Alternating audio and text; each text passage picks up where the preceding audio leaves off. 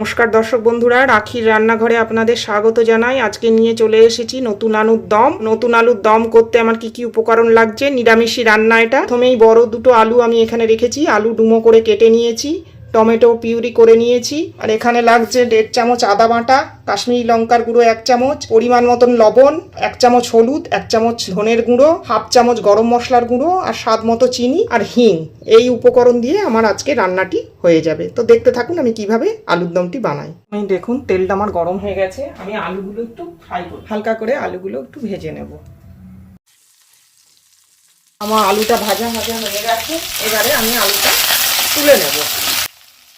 এই তেলে আমি গোটা মশলা ফোড়ন দেব, চামচ জিরে, গোটা জিরে, একটা তেজপাতা, একটা শুকনো লঙ্কা।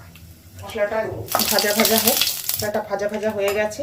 এবারে আমি এই 1.5 চামচ আদা বাটাটা দিয়ে দেবো, সাথে টমেটো পিউরিটাও দিয়ে দেবো, কষাতে থাকবে। এই পর্যায়ে আমি সামান্য একটু হিং অ্যাড করে দিলাম। এবারে আমি বাকি সমস্ত রকমের মশলা এর মধ্যে যোগ করে দেবো। মশলাটা যাতে পুড়ে না যায় তার জন্য মশলা ধোয়ার জলটা দিয়ে দিলাম। এখন আমি একটু মুঠো করে মটরশুঁটি এর মধ্যে দিয়ে দিলাম। কষাতে কষাতে আমি আলুও দিয়ে দেব। নতুন আলু সেদ্ধ হতে সময় নেয়, তার সঙ্গে ভালো করে কষিয়ে পরিমাণ মতো গরম জল দিয়ে দেবো। দিয়ে 15 থেকে 20 মিনিট এটা সেদ্ধ হতে দেবো।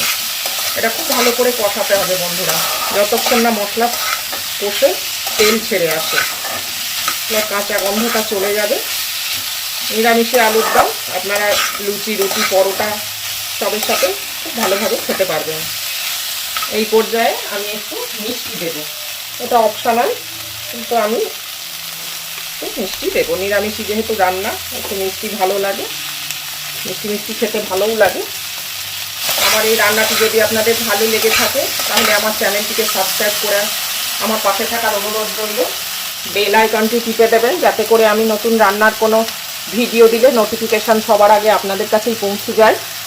লাইক, শেয়ার, কমেন্ট করতে ভুলবেন না বন্ধুরা। আলুর দম হয়ে গেলেই আমি পরিবেশন করে দেবো। জল দিয়ে দিয়েছি, এবার ঢাকা চাপা দিয়ে দেবো। আলুর দম আমার তৈরি হয়ে গেছে বন্ধুরা, এবারে আমি এটা পরিবেশন করে দেবো।